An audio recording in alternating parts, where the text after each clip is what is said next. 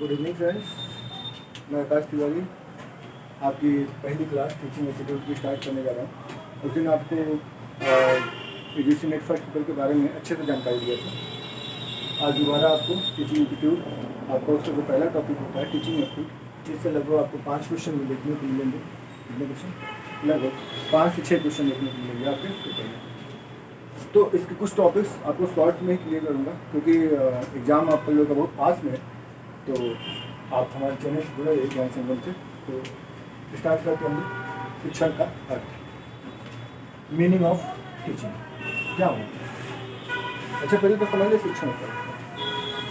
कोशिश करूँगा आपको सबसे पहले ओरली बताने की, और लिखने के हमारे लिखने के लिख के बताने की क्षमता कभी नहीं है, तो टाइम कम है हम लोग का। तो शिक्षण का अर्थ होता क्या है? शिक्षण का मतलब होता है सिंपल सा प्रत्यक्ष शिक्षण।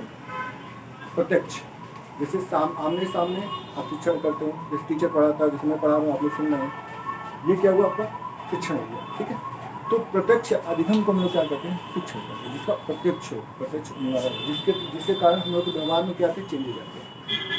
व्यवहार में चेंजेज कैसे आएंगे? मान लीजिए आप शिक्षण ग्रहण कर लिए, तो शिक्षा ग्रहण करके आपको समाज में कैसे रहना है, कैसे किससे बातें करनी है। जैसे आप इंटरव्यूअर के पास गए, आपको कैसे ग्रीटिंग करना आपको आता ही नहीं है, तो फिर आप क्या करेंगे? उस शिक्षण व्यवस्था आपको दिखाएंगे। ठीक है, तो शिक्षण का मतलब सबसे पहले तो ये जानेंगे प्रत्यक्ष क्या होता है। प्रत्यक्ष रूप से, प्रत्यक्ष रूप से वार्तालाप जो आप करते हैं उसको हम क्या कहते हैं? शिक्षण। इसको समाज में समाज का विद्यालय भी कहा जाता है। समाज का विद्यालय, शिक्षण को क्या कहते हैं? समाज का विद्यालय, क्योंकि ये समाज में आपको रहने की युक्त बनाता है। तो समाज में कैसे बातें, अभी मान लीजिए कभी कोई पढ़ा लिखा आदमी समाज में बैठता है, तो लगभग उसकी सभी लोग बातें सुनते हैं। क्या रीजन होता है? क्योंकि उसको बात करने की कला अच्छी होती है। ठीक है, कुछ मतलब आपके जो शिक्षाविद थे, उन्होंने अपने अपने कुछ मत दिए हैं, उनके बारे में भी चर्चा कर लेते हैं। सबसे पहले हम आते हैं NL पेज की बात। NL पेज की बात, ये क्या कहते हैं? शिक्षण क्या है? विज्ञान और कला दोनों है। शिक्षण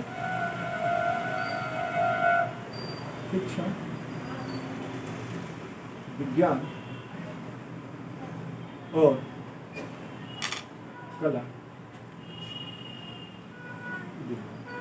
शिक्षण विज्ञान और कला दोनों है। विज्ञान क्यों है? कला क्यों है? कला क्या होता है? कला आपके अनुभव पे आधारित होता है। किसके अनुभव पे आधारित होता है? ठीक है, और विज्ञान किस पे होता है? क्रमबद्धता पे। किस पे? क्रमबद्धता। इसलिए शिक्षण में इनका शिक्षण को विज्ञान और कला इसलिए कहा जाता है क्योंकि आपके शिक्षण में क्रमबद्धता होनी चाहिए और अनुभव होना चाहिए। आपके पास अगर अनुभव नहीं होगा तो आप शिक्षण कर नहीं पाएंगे। शिक्षण का मतलब सिंपल से देखिए, शिक्षण के लिए अनुभव तो जरूरी होता है, लेकिन शिक्षित होना भी जरूरी होता है। अच्छा, इसमें कौन कौन लोग होते हैं शिक्षण के अंदर? क्या आता है बता सकते कोई? किसी को पता क्या आता है शिक्षण के अंदर? क्या कौन कौन आते हैं? सबसे पहले आपका टीचर, स्टूडेंट,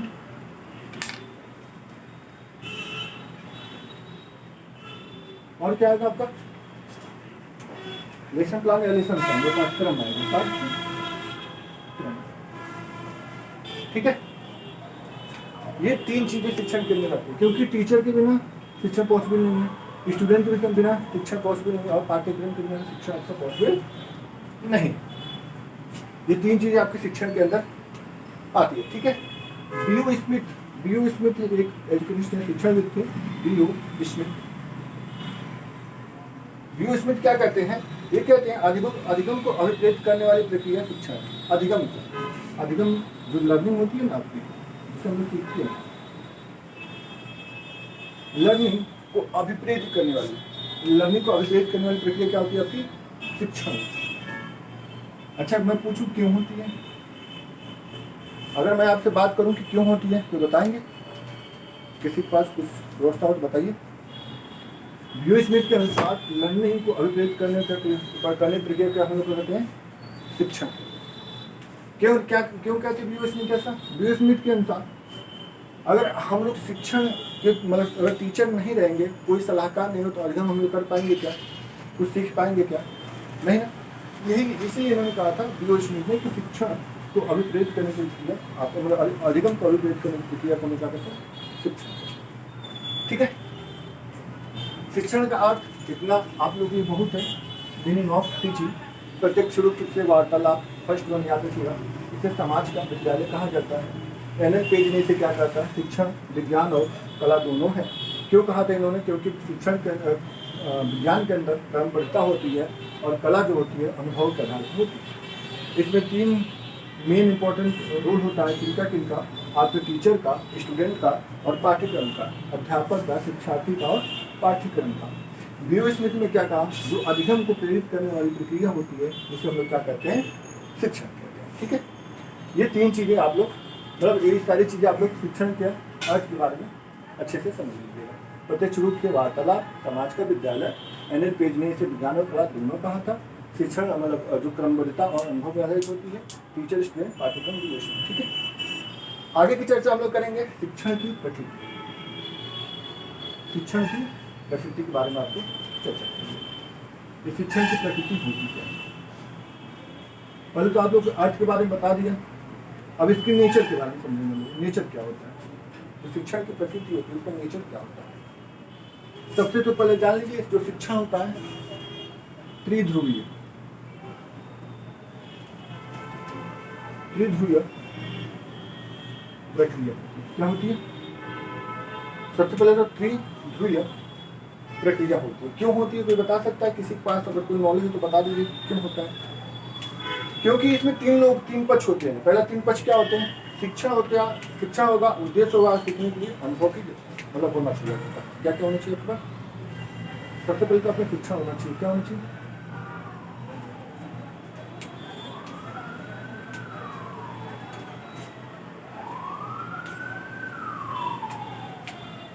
त्रिध्रुवीय प्रक्रिया।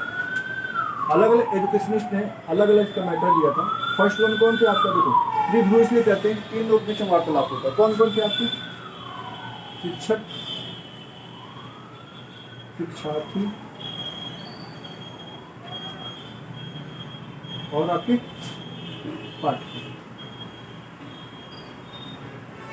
पाठ्यक्रम। लेकिन ब्लूम ने भी 3 पक्ष रखा था। बीएस ब्लूम आप लोग को अभी इनके बारे में अच्छे से समझाया जाएगा। अभी जो आगे आप लोग क्लासेस चलेगी तो बीएस ब्लूम के सारे ब्लूम्स इकोनॉमी, इनके ऊपर बहुत अच्छे टॉपिक्स हैं। इसके बारे में जानकारी देंगे, संज्ञानात्मक भाव के बारे में बताएंगे, हर एक चीज़ के बारे में बताएंगे। फिलहाल तो आप थोड़ा सा इनके बारे में जान लीजिए। इन्होंने क्या कहा था? भैया जो शिक्षण होता है, जो आपका शिक्षण होता है उसका पहले तो उद्देश्य होना चाहिए। क्या होना चाहिए? उद्देश्य। जो शिक्षण का उद्देश्य क्या है? सीखने के अनुभव क्या है आपके पास? सीखने के अनुभव क्या है? सीखने के अनुभव मतलब आप उससे क्या सीखना, क्या समझना चाह रहे हैं, और व्यवहार में परिवर्तन। व्यवहार में परिवर्तन।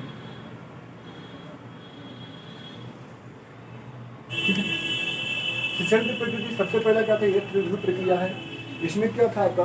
शिक्षक, शिक्षार्थी, पाठ्यक्रम होते हैं। दूसरा आप जो बीएस ब्लूम कहते हैं भैया इसका उद्देश्य होना चाहिए, इसे सीखने के अनुभव के आधारित होना चाहिए और व्यवहार में परिवर्तन आना चाहिए। किससे? आपके शिक्षण से। किससे आना चाहिए? आपके शिक्षण। ठीक है, शिक्षण से आपका आना चाहिए। ठीक है। अब आता है शिक्षण का उद्देश्य। ये शिक्षण का उद्देश्य क्या कहता है?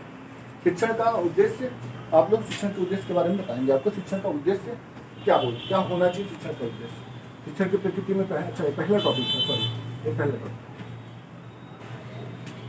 त्रिध्रुवीय प्रक्रिया है। ठीक है। दूसरा क्या कहता है? शिक्षण, कला और विज्ञान दोनों है। कौन कहा था आपका? NL page. अभी आपको पीछे बताया था, एनएल पेज ने कहा था शिक्षा जो है कला और विज्ञान दोनों है। कला क्यों है? क्योंकि कला जो होती है अनुभव पर आधारित होती है। विज्ञान क्यों? विज्ञान के क्रमबद्धता। तो दूसरा टॉपिक आपका ये था शिक्षण, कला और विज्ञान क्यों। अब तीसरा टॉपिक क्या, शिक्षण अंतः प्रक्रिया है। तीसरा क्या, शिक्षण जो है अंतः प्रक्रिया।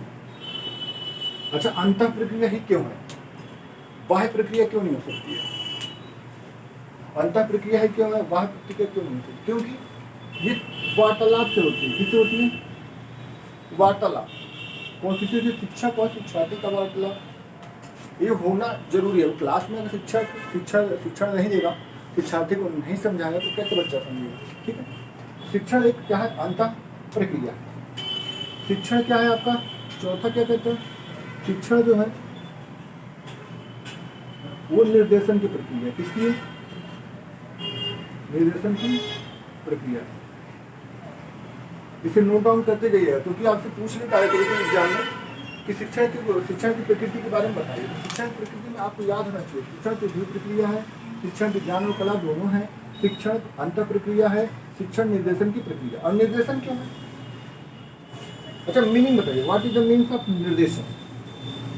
निर्देशन ही क्यों? Process, process. बिकॉज अगर हम शिक्षण की बात करेंगे तो टीचर क्या करेगा? आपको निर्देशित तो देगा। टीचर क्या करेगा? आपको समझाएगा। आप समझते हैं नहीं समझते तो आपको डिपेंड करता है। हाँ, टीचर की गलती तब होगी उसे समझाना ना आता हो, ठीक है? तो टीचर क्या करेगा? आपको समझाएगा, जो अंडरस्टैंड करा सकता है, बता सकता है, चीज़ों को समझा सकता है, आपको क्या नहीं आ रहा उसके बारे में बता सकता है। तो ये क्या है? निर्देश करता है। आपको क्या करता है टीचर? निर्देश देता है। क्या करता है आपको टीचर? निर्देश देता है। और निर्देशन में आपके 5-6 पॉइंट होते हैं। 5-6 पॉइंट में आपको कहते हैं 6 उसको याद रखिएगा, ये भी पूछता है 6 E और S। अच्छा, 6E + S क्यों कहते हैं? कोई बताएगा? किसी को नॉलेज हो तो बता दीजिए 6E क्यों कहते हैं? देखिए, 6E से क्या क्या होता है? पहला होता है इंगेज, दूसरा होता है एक्सप्लोर, तीसरा होता है एक्सप्लेन, चौथा क्या होता है आपका? कोई बताएगा? एलेब्रोट।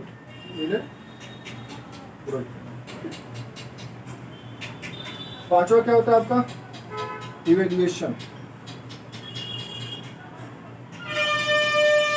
इवेल्युएशन। छठा क्या होता है? एक्सटेंड। और सातवां क्या होगा आपका? एक्सटेंड।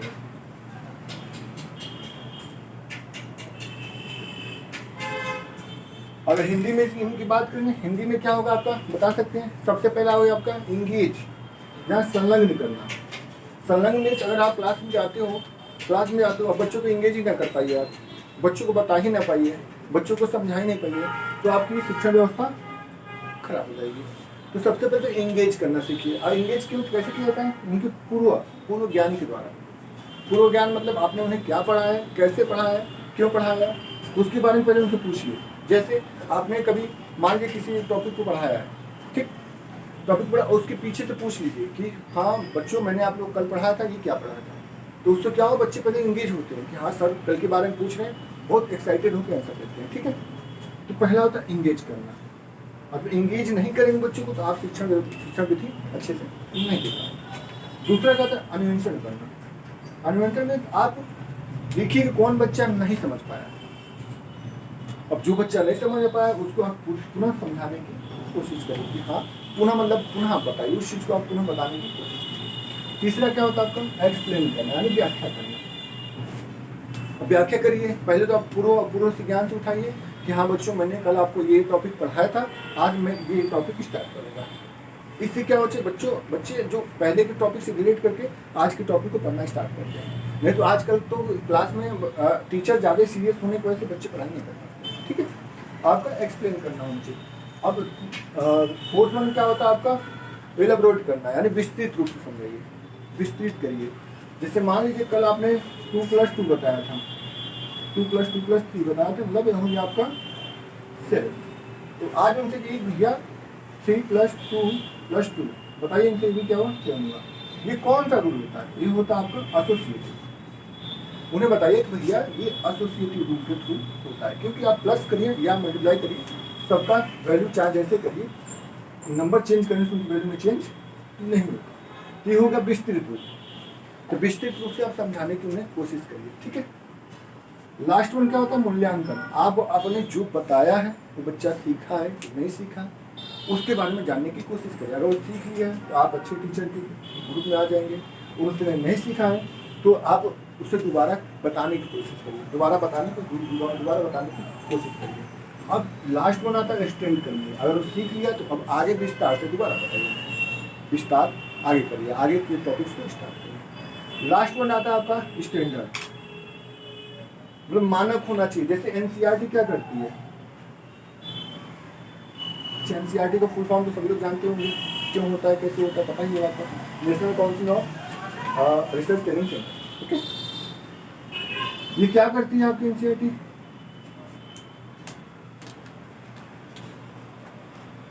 एनसीईआरटी का मानक बनाती है।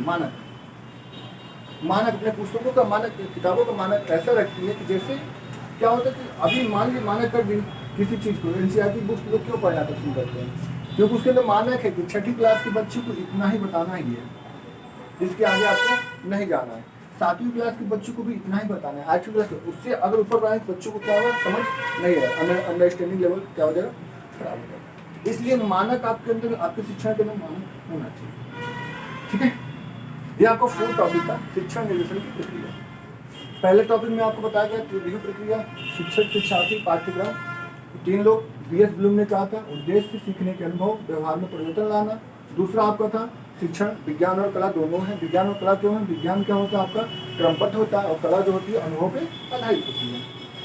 शिक्षण अंतर प्रक्रिया है, क्योंकि इसमें शिक्षण और शिक्षार्थी और शिक्षक दोनों क्या करते हैं, आपस में वार्तालाप करते हैं। चौथा क्या है, शिक्षण निर्देशन की प्रक्रिया, जिसमें 6E+S होता है। इसमें क्या होता है, पहला हो गया आपका इंगेज करना, बच्चों को इंगेज करिए, एक्सप्लोर करिए, एक्सप्लेन करिए, एलेबोरेट करिए, इवेलुएट करिए, एक्सटेंड करिए और स्टैंडर्ड फॉर्म को अपनाइए, ठीक है।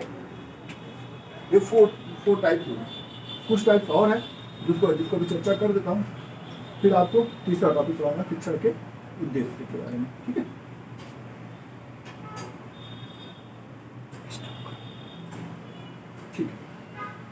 अब आता है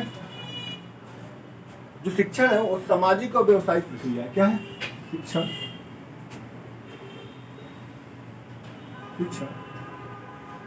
सामाजिक एवं व्यवसायिक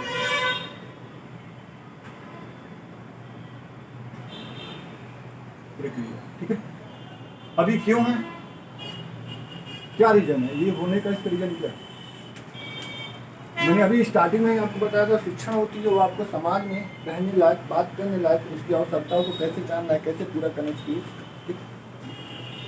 अगर आप शिक्षण अच्छे से करें तो व्यवसायिक प्रक्रिया भी आपके अंदर आ जाएगी, व्यवसायिक प्रक्रिया भी आ जाएगी, क्योंकि व्यक्ति अपनी आजीविका के लिए इसे अपनाना पसंद करता है, किसको, व्यवसाय, ठीक। आप अगर शिक्षित नहीं रहेंगे तो आप व्यवसाय नहीं कर पाएंगे।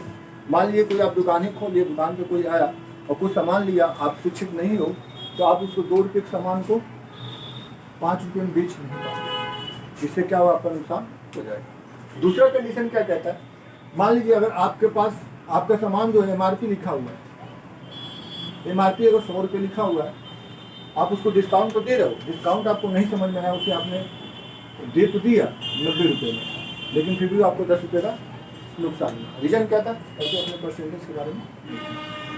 सेम रीजन व्यवहारिक ज्ञान की बात करें, व्यवहारिक ज्ञान, आप दुकान पर बैठे हो, आपको तरीका ही ना आता, किसी चीज़ को बेचने खरीदने का तरीका ही ना आता है, सेलिंग और बाय करने का, तो भी आपको नुकसान हो जाएगा। इसलिए क्या होता है, शिक्षण आपको जरूरी होता है व्यवसाय करने के लिए, ठीक है। आजकल तो लगभग सभी दुकानों पर शिक्षित व्यक्ति बैठते हैं, इसलिए आपको शिक्षण जरूरी होता है, व्यवसाय के लिए, आजीविका के लिए जरूरी होता है। शिक्षण का होता है, फिर अब आता है शिक्षण का प्रक्रिया कैसी होनी चाहिए, उद्देश्य प्रक्रिया कैसी होती है, विकासात्मक प्रक्रिया कौन सी होती है, विकासात्मक क्यों होती है। शिक्षण जो है, शिक्षण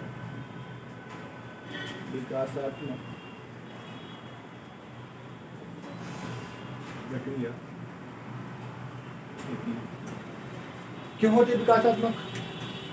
अगर आप क्लास के अंदर जाते हैं, टीचर को सिखाता है, आप सीख के आते हैं, तो क्या आपका विकास नहीं होता है, विकास होता है ना। मान लीजिए अगर कोई भी चीज़ आपको क्लास के अंदर शिक्षक पहला लेसन पढ़ा दिया, आपको लेसन पढ़ के यहाँ उसमें व्यवहारिक ज्ञान था, उस व्यवहार को आपने क्या किया, घर पे अपनाने की कोशिश की, समाज में अपनाने की कोशिश की, तो क्या आपका विकास हुआ कि नहीं हुआ? विकास हुआ ना। सेम प्रक्रिया क्या होता है, उसके व्यवहार में परिवर्तन आता है। किसमें? सोचने की क्षमता, सोचने की क्षमता का विकास, क्षमता का विकास, व्यवहार में परिवर्तन, व्यवहार में परिवर्तन, सामाजिक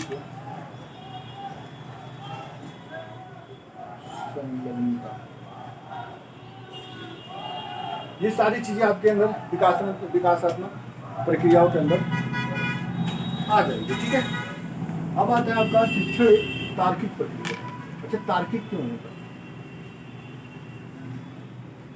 किसी को नॉलेज हो तो बता सकते हैं तार्किक क्यों होता है?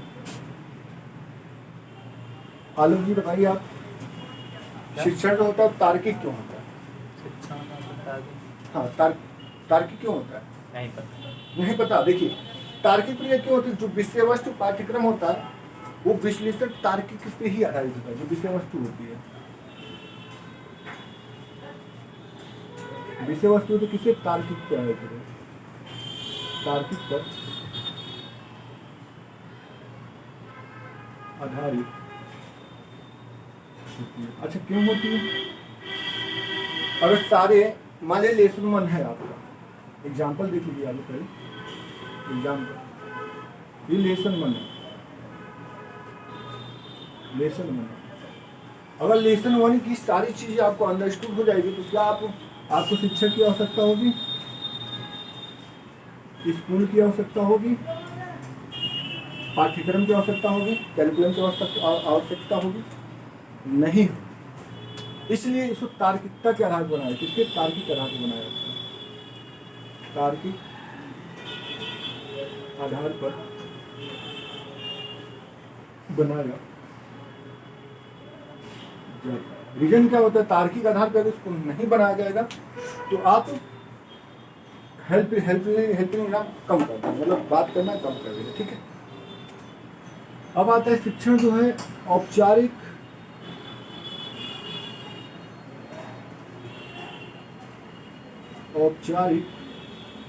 और अनौपचारिक होती है। अनौपचारिक। अच्छा, पहले हम जानना चाहेंगे आप लोग से what is the means of औपचारिक शिक्षण एंड अनौपचारिक शिक्षण। कोई किसी को पता हो तो बता सकता है। Formal and informal process. Alok ji नहीं पता, बताएंगे आप? फॉर्मल और इनफॉर्मल टीचिंग क्या होती है, शिक्षण क्या होता है? औपचारिक शिक्षण जो आप क्या करते हो? टाइम से औपचारिक शिक्षण में क्या होती है? आप बधिर होते हैं। जैसे ये शिक्षण दिया आपको स्कूलों में दिया जाता है, स्कूल में जो शिक्षण होता है आपका टाइम बाउंडेशन। अनौपचारिक शिक्षण का होता है पारिवारिक शिक्षण। परिवार से सीखते हैं, समाज से सीखते हैं, समाज में बैठे रहते हैं उससे सीखते हैं, समाज कैसे क्या कर रहा है उससे सीखते हैं। ये अनौपचारिक। और औपचारिक क्या होता है आपका? जिसको पढ़े रहते हैं, स्कूल हो गया, स्कूल के अंदर जो पढ़ाया जाता है उतना ही आप पढ़ते हो। अनौपचारिक शिक्षण होता है। तो महत्वपूर्ण कौन सा होता है? अनौपचारिक शिक्षण। कभी कभी देखते हैं आप, जो लोग MBA करके जाते हैं, MBA कर लिए हैं, ठीक है, MBA करके मार्केट में पहुंच गए, ठीक, मार्केट में पहुंच गए, लेकिन उन्होंने क्या किया, जो सेलिंग था उसको क्या किया, डाउन कर दिया, डिक्रीज कर दिया।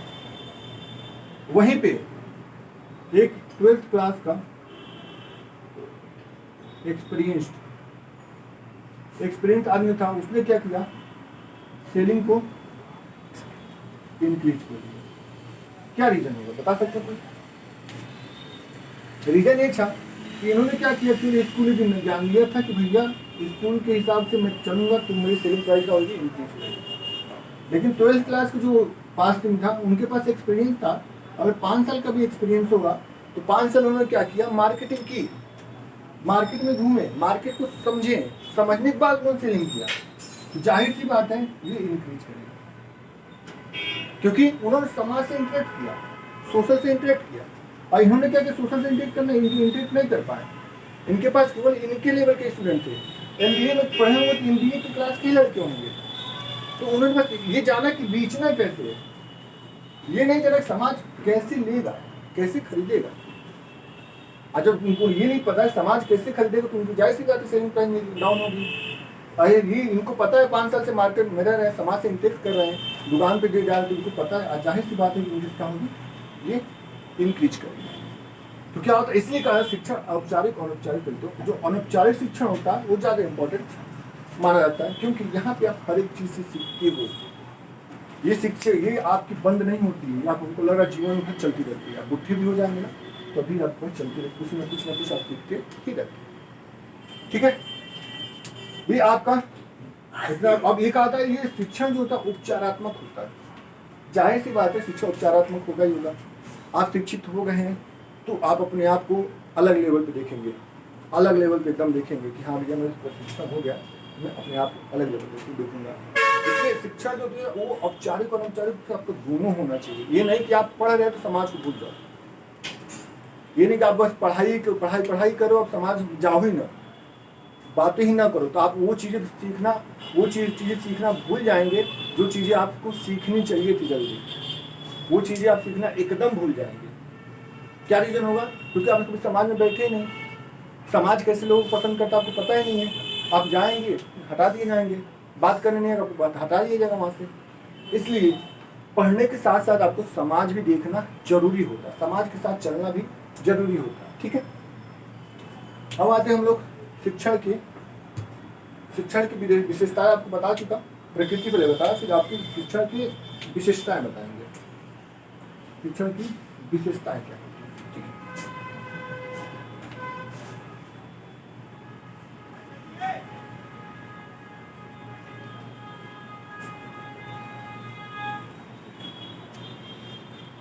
शिक्षण की विशेषताएं। पहला आप जाने शिक्षण की विशेषता सबसे पहले क्या होती है, प्रगतिशीलता होती है। क्या होती है, प्रगतिशीलता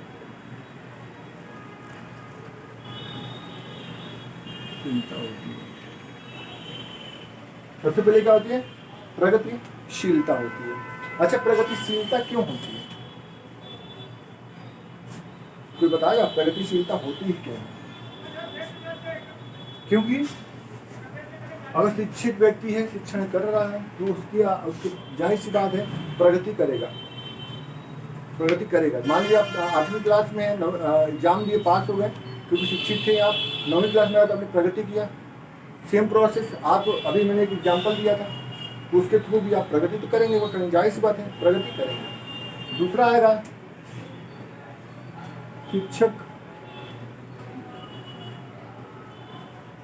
शिक्षार्थी सहयोग। इस प्रक्रिया में शिक्षक शिक्षार्थी दोनों आपस में क्या करते हैं, एक दूसरे से बंध जाते हैं, संबंध बनाते हैं। संबंध मतलब एक दूसरे से रिलेट हो जाते हैं, रिलेट करते हैं। ठीक है, तीसरा क्या होता है, पहला हो गया, दूसरा हो गया आपका, तीसरा कहता है, तीसरा जो आपका होगा क्रियाशीलता आनी चाहिए शिक्षार्थी के अंदर।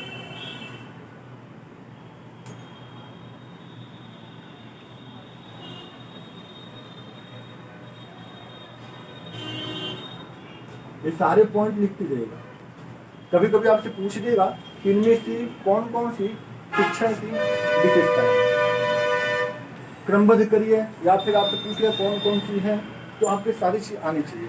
क्योंकि आपको जाहिर सी बात है, आप एनटीए के पेपर देने जाएंगे तो आपको उनके ऑप्शंस के बारे में पता ही है। कोई एक ऑप्शन नहीं देगा कि नहीं आपको शिक्षण की विशेषता प्रगतिशीलता होती है, आंसर कर दी चले जाएंगे।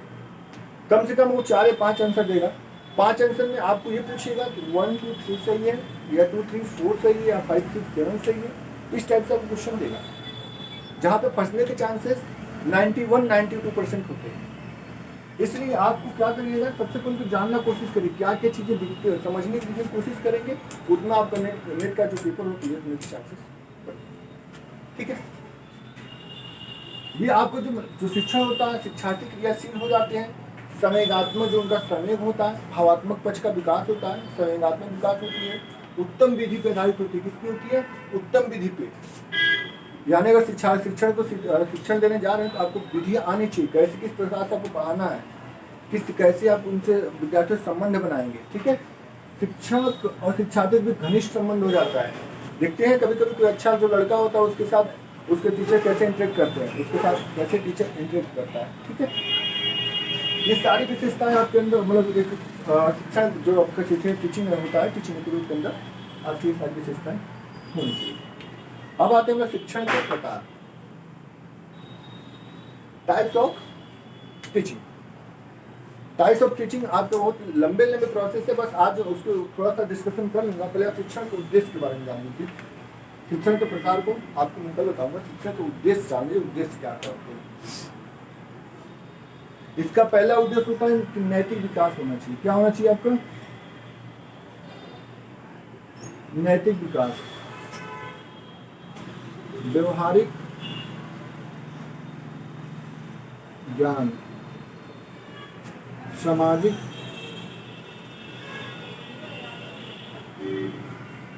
संलग्नता, सामाजिक संलग्नता, सहभागिता, सहभागिता, ज्ञान की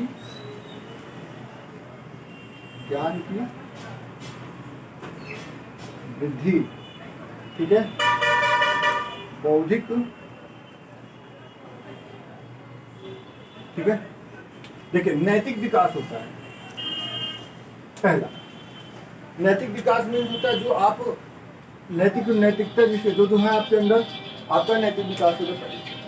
दूसरा आपको व्यवहारिक ज्ञान होता है, आपके व्यवहार में क्या क्या परिवर्तन होते हैं, व्यवहारिक ज्ञान होता है। ठीक है, तीसरा आता है आपका सामाजिक संलग्नता होती है। सामाजिक संलग्नता होना चाहिए, आपको समाज में कैसे रहना, सामाजिक संलग्नता होना चाहिए, सहभागिता होना चाहिए एक दूसरे से, और आपके ज्ञान में वृद्धि होती है। इसका एक प्रकार की बात करें तो प्रकार आपके बहुत सारे टाइप्स होते हैं, जिसमें आपके आ जाएंगे शासन व्यवस्था के आधार पर, अधिगम स्तर के आधार पर, शैक्षणिक प्रबंधन व्यवस्था के आधार पर, और उद्देश्य के आधार पर। ये सारी व्यवस्था आपको शिक्षण के अंदर देखने को मिलेगी। आशा करते हैं जितना आपको बताया हूँ शिक्षण के बारे में, और शिक्षण का अर्थ, शिक्षण की प्रकृति, शिक्षण के उद्देश्य, शिक्षण की विशेषताएं, शिक्षण के प्रकार, ये सारी चीज़ें आपको अच्छे से समझ में आई होगी। और आप लोग ज्ञान संगम चैनल से जुड़े रहिए।